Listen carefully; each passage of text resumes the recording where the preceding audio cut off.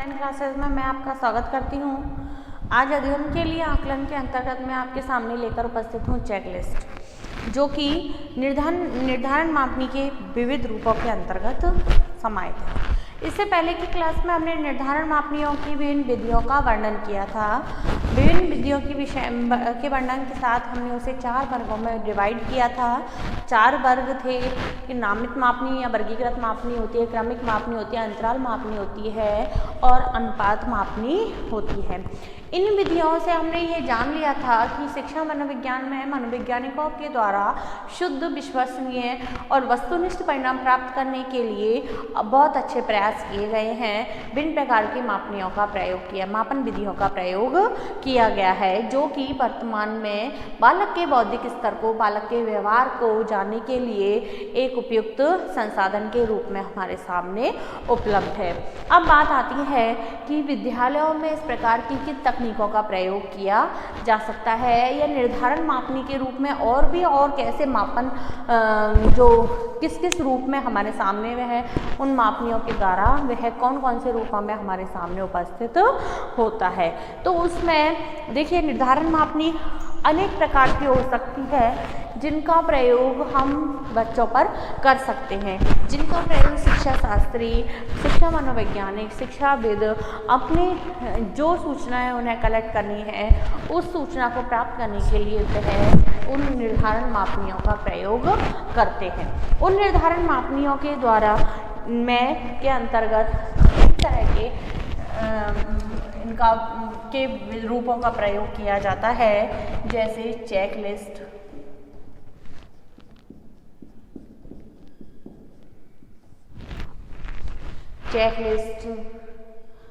Graphic मापनी,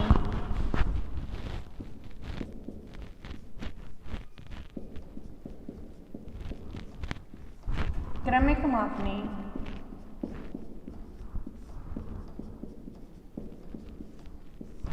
graphic मापनी, क्रमिक मापनी, स्थानिक मापनी,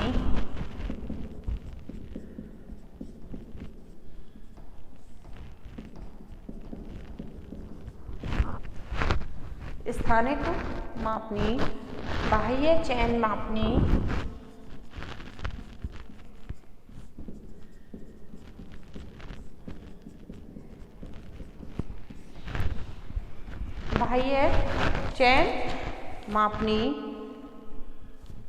इन विभिन्न रूपों में निर्धारण मापनी का प्रयोग किया जाता है।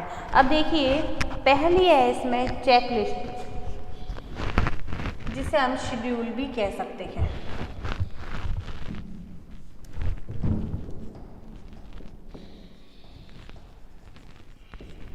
जिसे हम क्या कहते हैं? शेड्यूल। जब किसी व्यक्ति में गुण की उपस्थिति अनुपस्थिति का ज्ञान करना होता है, तब चेकलिस्ट का प्रयोग किया जाता है। देखिए, कब किया जाता है चेकलिस्ट का प्रयोग?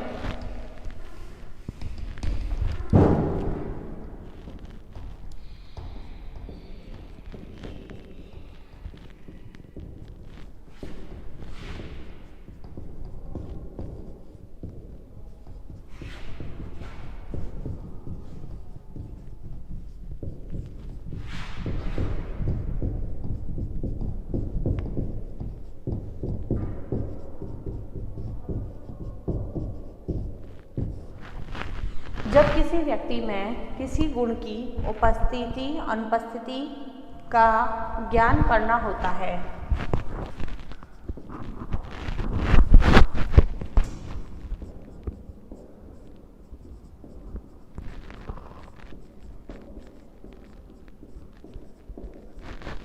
जब किसी व्यक्ति में किसी गुण की उपस्थिति अनुपस्थिति का ज्ञान करना होता है, तब चेकलिस्ट का प्रयोग किया जाता है। देखिए, यानी कि ऐसा नहीं होता कि प्रत्येक व्यक्ति में कि कोई व्यक्ति ये कहे कि मेरे अंदर कोई कमी नहीं है। ऐसा बिल्कुल भी पॉसिबल नहीं है, क्योंकि हर व्यक्ति में गुण और अवगुण दोनों ही विद्यमान होते हैं, लेकिन बस ये है कि उस व्यक्ति प्रत्येक व्यक्ति में किसी में गुण की मात्रा ज़्यादा होती है तो किसी व्यक्ति में अवगुणों की मात्रा ज़्यादा होती है। लेकिन ऐसा नहीं है बिल्कुल भी कि जिस व्यक्ति में अवगुणों की मात्रा ज़्यादा है उसे ये नहीं पता कि ये मेरे अंदर दुर्गुण है, उसे गुणों की पहचान ना हो, ऐसा बिल्कुल भी संभव नहीं है। क्योंकि इस संसार में सभी नैतिक मूल्य, ये धर्म, अपने संस्कार, अपने व्यवहार, सारे व्यक्ति को अपने व्यवहार पता होते हैं। अब बात आती है कि चेकलिस्ट का प्रयोग हम तब करते हैं जब हमें उसमें वह अपने प्रति कितना ईमानदार है यह जानने के लिए। कि मैंने कहा कि हमें बड़ों को नमस्कार करना चाहिए, अमूमन में सद्गुण की श्रेणी में आता है। मैंने जो आपके पास चेकलिस्ट में केवल 2 ही ऑप्शन है, नहीं और यस, 2 ही ऑप्शन है। इसके अलावा आपके पास एक्सप्लेनेशन के लिए कोई ऑप्शन नहीं दिया गया है। तो चेकलिस्ट के माध्यम से हम उसमें उपस्थित गुणों और अवगुणों की जानकारी चाहते हैं कि आप में यह है या नहीं है। अब ईमानदार तो वह है जो उसमें जैसा गुण उसमें है वैसे ही चेकलिस्ट पर टिक करता है। लेकिन व्यक्ति क्या करते हैं कि जब उनका एग्ज़ाम लिया जाता है, जब उनसे टिक कराया जाता है तो वह अच्छे व्यवहार को टिक करते हैं, जिससे उनका शुद्ध और निष्पक्ष मापन नहीं हो पाता है। चेकलिस्ट में क्या होता है, कुछ कथन दिए होते हैं जो गुण की उपस्थिति या अनुपस्थिति को इंगित करते हैं। यानी कि हमने प्रश्न किया कि सड़क पर अचानक से एक व्यक्ति दुर्घटनाग्रस्त हो जाता है, हम उधर से उस रोड को क्रॉस कर रहे होते हैं, हमें उस व्यक्ति को उठाना चाहिए। हमारा कर्तव्य उस समय क्या है, उसको उठाना या नहीं उठाना। तो उस समय ये कथन दिया हुआ है, चेकलिस्ट में क्या हुआ है, कथन दिए हुए होते हैं। उस कथन के अनुसार व्यक्ति में गुण की उपस्थिति और अनुपस्थिति का अनुमान लगाया जाता है कि वह कथन सही है या गलत है, हमें उठाना चाहिए या नहीं उठाना चाहिए। उसकी टिक के माध्यम से ही हम उसमें, अगर उसने कहा कि हाँ यस पे टिक किया कि हमें उसे उठाना चाहिए, यस उठाना चाहिए, तो इट मीन्स वह भी मानवीय गुण रखता है, उसके हृदय में भी दूसरे के प्रति सहयोग की भावना, सहानुभूति की भावना विद्यमान है। और यदि वह क्रॉस पर टिक करता है तो इसके द्वारा अनुमान लगाया जाता है कि उस व्यक्ति में किसी प्रकार के सहयोग की भावना उपलब्ध नहीं है। निर्णायक को कथनों के सही या गलत होने की स्थिति को सही या गलत का चिन्ह लगाकर बताना होता है। ऐसा ही सही या गलत का चिन्ह लगाकर बताना होता है चेकलिस्ट में। निर्णायक के उत्तरों के आधार पर व्यक्ति में मौजूद गुण की मात्रा का पता लग जाता है। यही बात है कि जब वह सही पर टिक करता है, और जब वह क्रॉस पर टिक करता है तो उसमें गुण या अवगुण की मात्रा का पता लगाया जाता है। और 10-5 कथनों के द्वारा जब जितनी ही कथन वह सही कर पाता है, उनकी संख्या के आधार पर उसमें गुणों की उपस्थिति और अवगुणों की उपस्थिति का पता लगाया जाता है। और ये भी है कि उसकी मात्रा का भी पता लगाया जाता है कि वास्तव में आप में गुण कितनी मात्रा में विद्यमान है और अवगुण कितनी मात्रा में विद्यमान है। अब आता है दूसरा, आंकिक माप।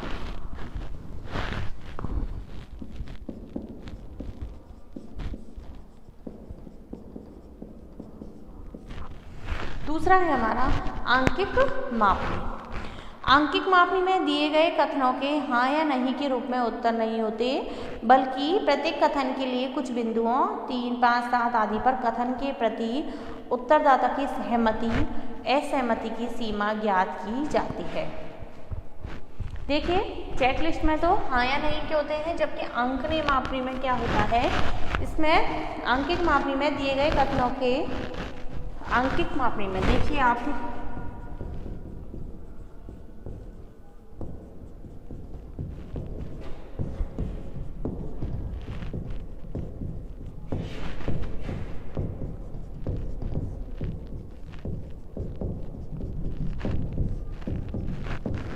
आंकिक मापनी में दिए गए कथनों के हाँ या नहीं के रूप में उत्तर नहीं होते,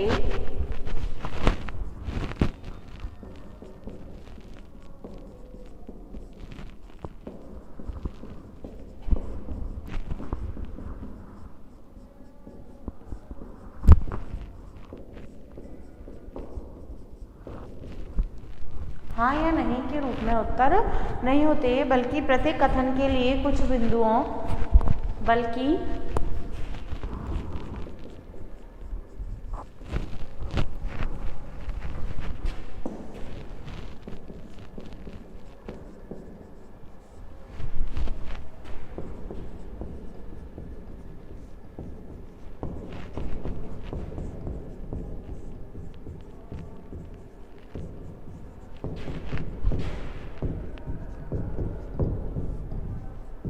जैसे 3, 5,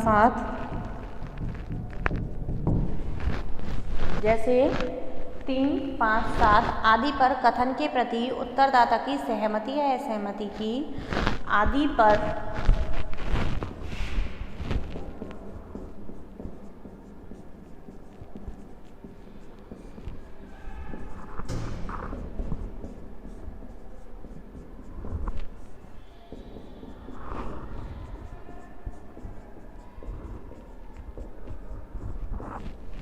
उत्तरदाता की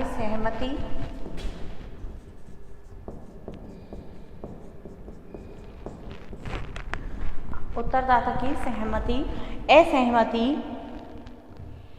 की सीमा ज्ञात की जाती है।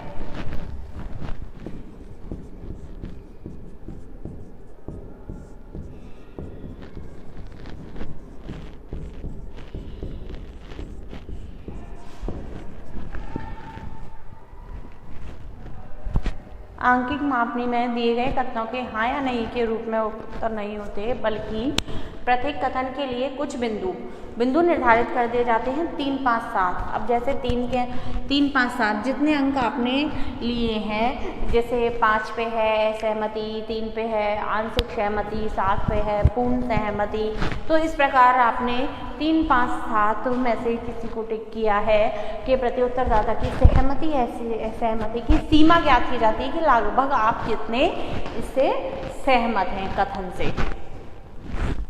इस प्रकार से निर्णयकर्ता से प्रत्येक कथन के प्रति उसकी सहमति या असहमति की सीमा को जान लिया जाता है तथा सबका योग करके गुण की मात्रा को ज्ञात कर लिया जाता है। सबका योग कर लिया जाता है। जैसे आपने 3 कर दिया किसी में आपने 1, 2, 3, 4, 5 क्वेश्चन है आपके, एक में आपने 3 को टिक किया, एक में 5 को, एक में 7 को, फिर 3 को, फिर 5 को। इसकी एक सीमा है कि हाँ इतने से इतने अंक प्राप्त किए तो आप में इतने गुण विद्यमान है। तो निर्णयकर्ता के द्वारा इन सब का टोटल करने के बाद प्राप्त जो रिजल्ट है उसके आधार पर आप में विद्यमान गुण और अवगुण की मात्रा का ज्ञान कर लिया जाता है। यानी इसमें हाँ या नहीं में उत्तर नहीं होते, केवल अंकों के आधार पर उस सीमा का ज्ञान किया जाता है। अंकों के आधार पर बालक की या उत्तरदाता की सहमति और असहमति को ज्ञात किया जाता है। ये होता है आंकिक मापनी। अब तीसरा है ग्राफिक मापनी।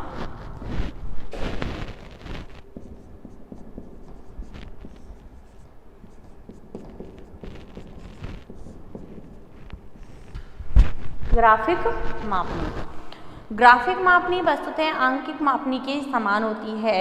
इसमें सहमति या असहमति की सीमाओं को कुछ बिंदुओं से प्रकट करके एक क्षैतिज रेखा जिसे सातत्य कहते हैं तथा जो सहमति असहमति के 2 छोरों को बताती है पर निशान लगाकर अभिव्यक्त किया जाता है। इसमें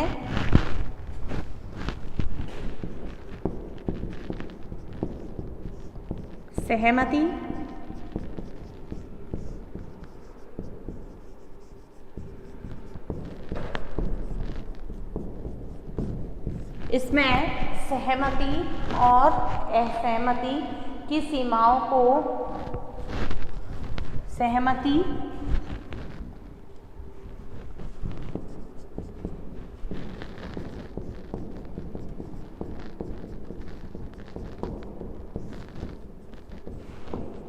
सीमाओं को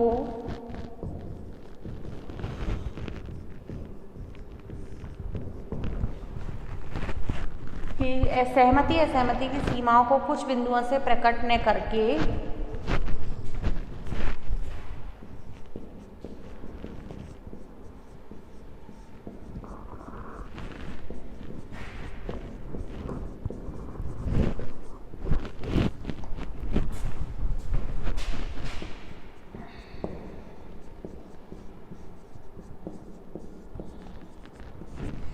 एक क्षैतिज रेखा जिसे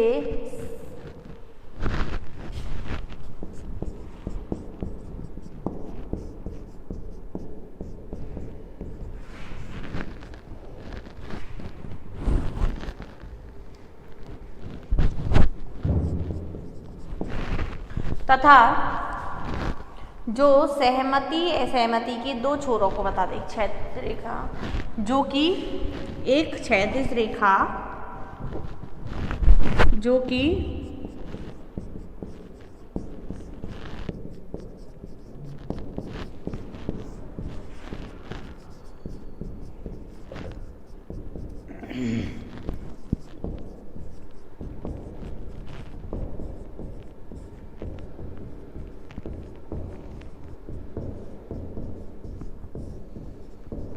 दो छोरों को बताती है। सहमति और असहमति के दो छोर होते हैं, दो बिंदु होते हैं, पर निशान लगाकर अभिव्यक्त किया जाता है। पर निशान लगाकर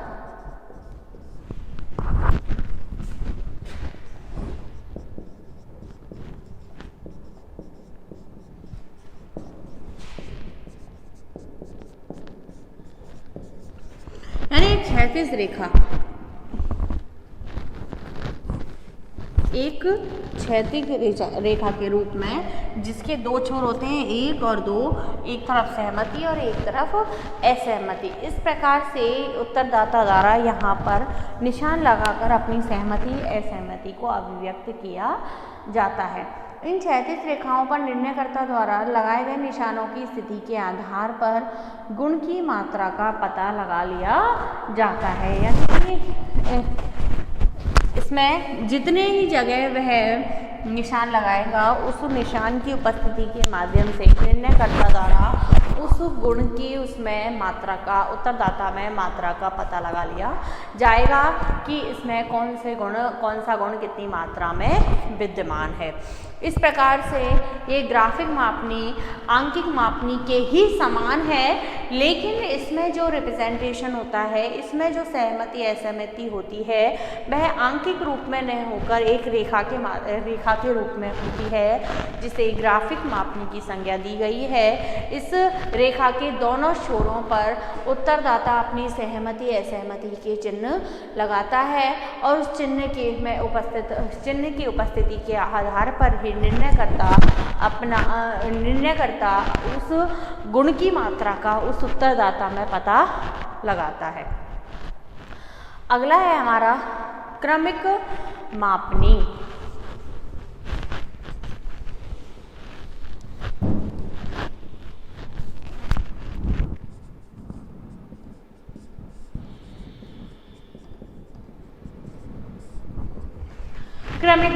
क्रमिक मापनी क्या है?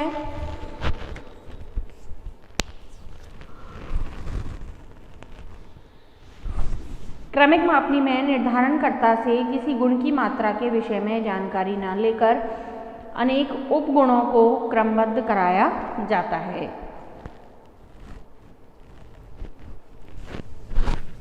क्रमिक मापनी में निर्धारणकर्ता से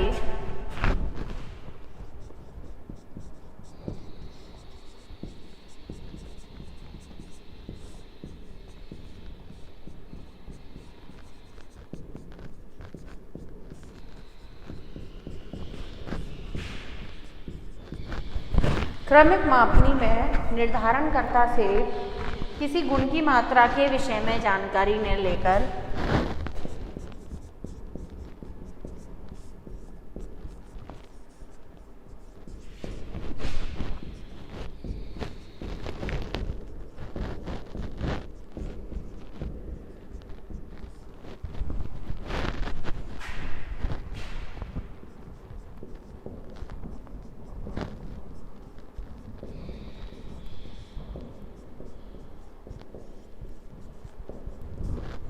किसी गुण की मात्रा के विषय में जानकारी न लेकर अनेक उपगुणों को क्रमबद्ध कराया जाता है।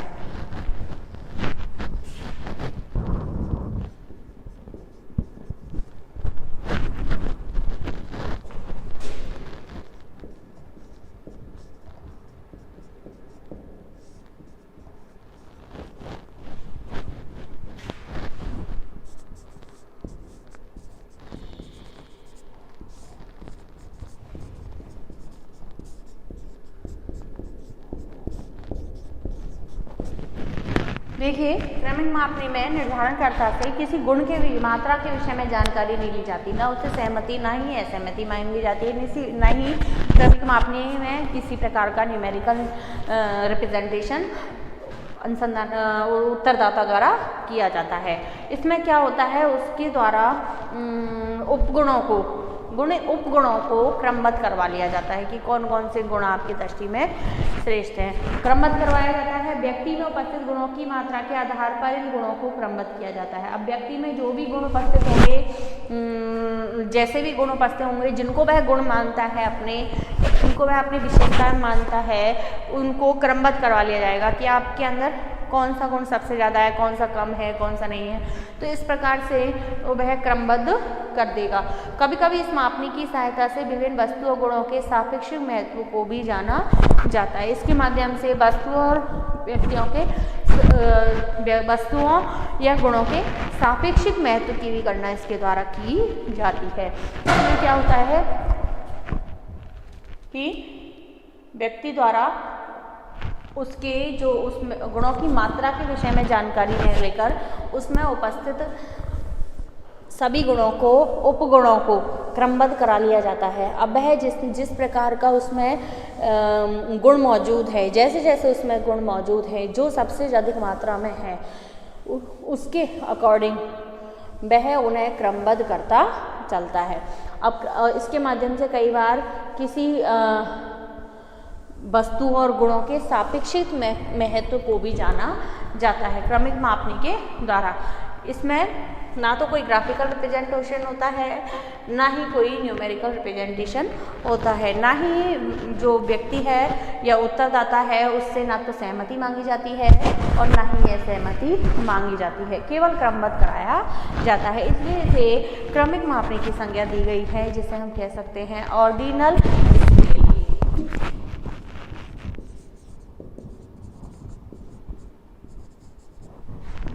Ordinal scale.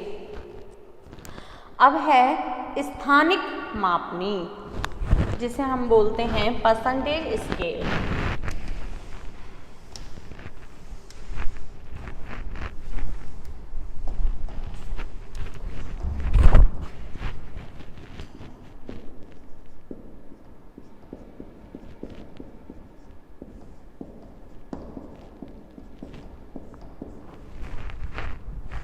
जिसे हम बोलते हैं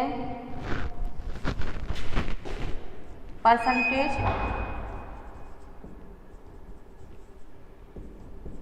स्केल।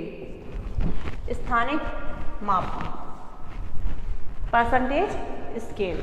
स्थानिक मापनी की सहायता से विभिन्न वस्तुओं, व्यक्तियों, कथनों को किसी समूह विशेष के संदर्भ में स्थान सूचक मान जैसे दशांश, शतांश आदि के स्थानिक मापनी की सहायता से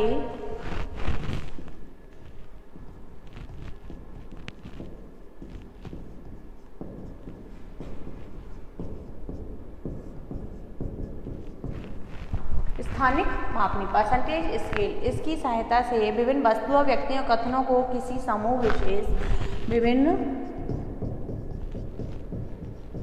वस्तुओं,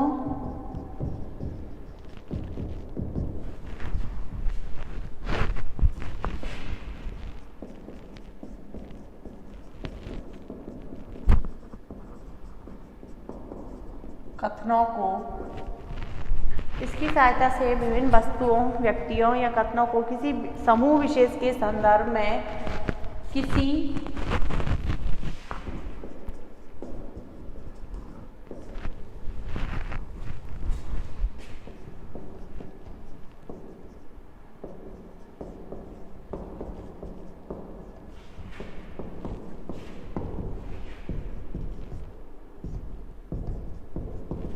किसी समूह विशेष के संदर्भ में स्थान सूचक मान जैसे दशांश, शतांश आदि प्रदान किए जाते हैं। स्थान सूचक मान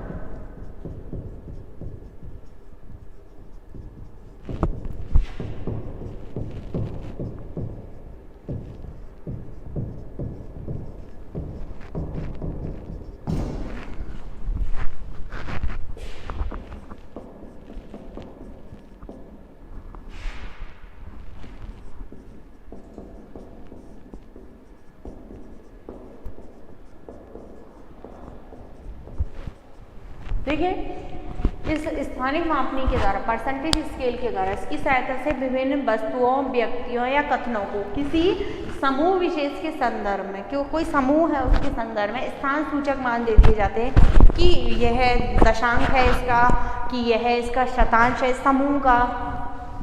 तो इस प्रकार के स्थान विशेष मान इसमें उसको प्रदान कर दिए जाते हैं। इसमें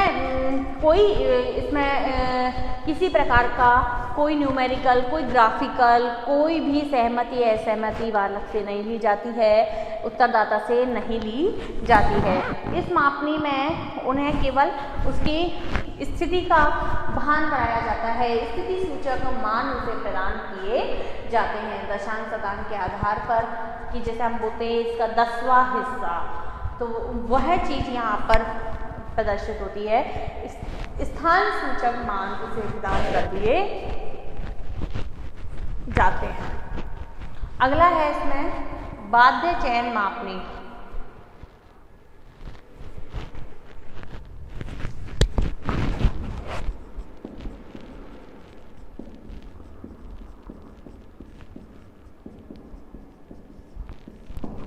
बाध्य चयन मापनी, देखिए बाध्य नाम से स्पष्ट है बाउंड, यानी कि इस प्रकार की मापनी में, बाध्य चयन मापनी में प्रत्येक प्रश्न के लिए 2 या 2 से अधिक उत्तर होते हैं।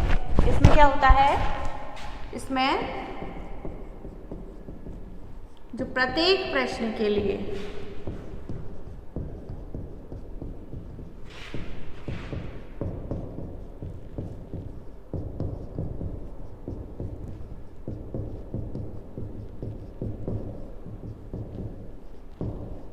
दो या 2 से अधिक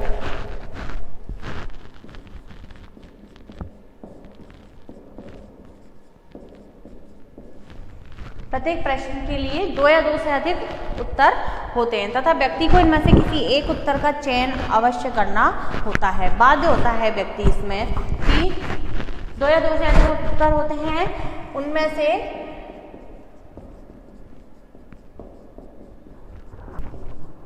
व्यक्ति को किसी एक उत्तर का चयन करना होता है।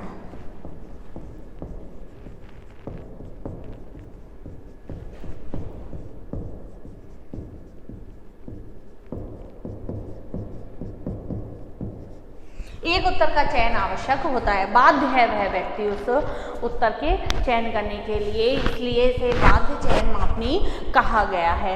यानी कि इसमें प्रत्येक प्रश्न के लिए 2 या 2 से अधिक उत्तर हो सकते हैं। उन उत्तरों में से व्यक्ति को किसी एक उत्तर का अवश्य रूप में चयन करना होता है, चाहे वह उससे सहमत है या असहमत है। इनमें से एक उत्तर को उसको अपना स्केल बनाना होता है, अपना एम बनाना होता है, और एक से अधिक उत्तर को भी वह चयन कर सकता है। इसलिए इसको नाम दिया गया है बाध्य चयन मापनी। यानी कि अब आपके समझ में आ गया होगा कि निर्धारण मापनी की जो विविध रूप हैं उनमें कौन कौन से हमारे सामने हैं। पहला मैंने आपको बताया था चेकलिस्ट। चेकलिस्ट में उसके व्यक्ति में गुण की केवल क्रॉस और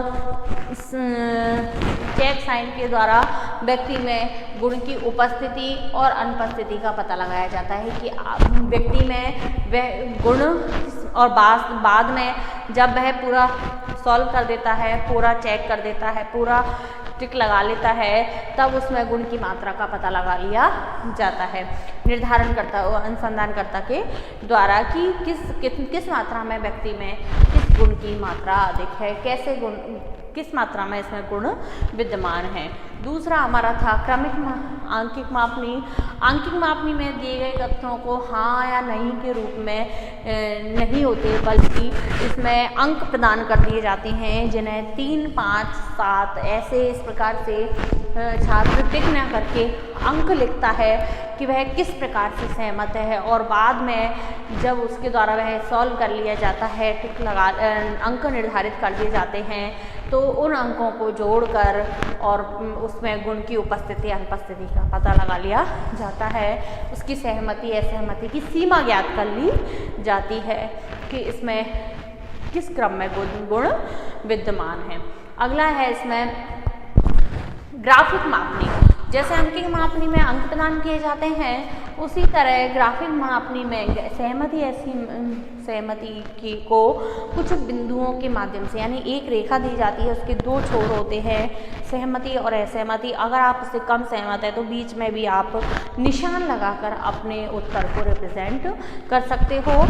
तो इस अनुसंधानकर्ताओं के द्वारा बाद में ग्राफिक मापने के द्वारा आपके लगाए हुए निशानों को देखकर उनका अनुमान लगा के गुणों की उपस्थिति अनुपस्थिति की जांच कर ली जाती है। अब आता है क्रमिक मापनी, जिसे हम ऑर्डिनल स्केल भी कहते हैं।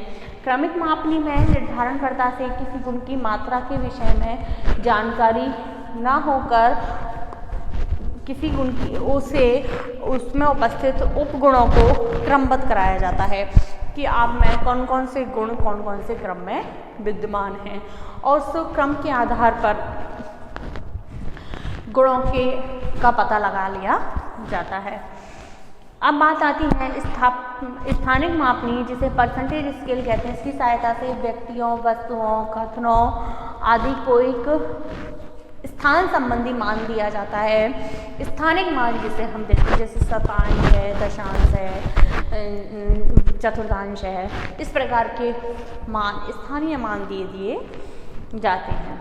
बाध्य चयन मापनी में क्या होता है, व्यक्ति के सामने एक ही प्रश्न के 2 या 2 से अधिक आंसर होते हैं। उन आंसर्स में से बालक को किसी एक आंसर को चुनना होता है। अंत में उसके द्वारा चुने गए आंसर के आधार पर गुणों की उपस्थिति अनुपस्थिति का पता लगा लिया जाता है।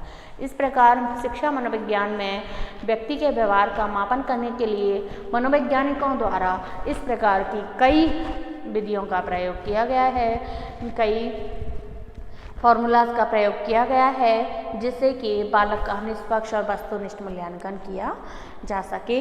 इसके आगे कल पढ़ेंगे। धन्यवाद।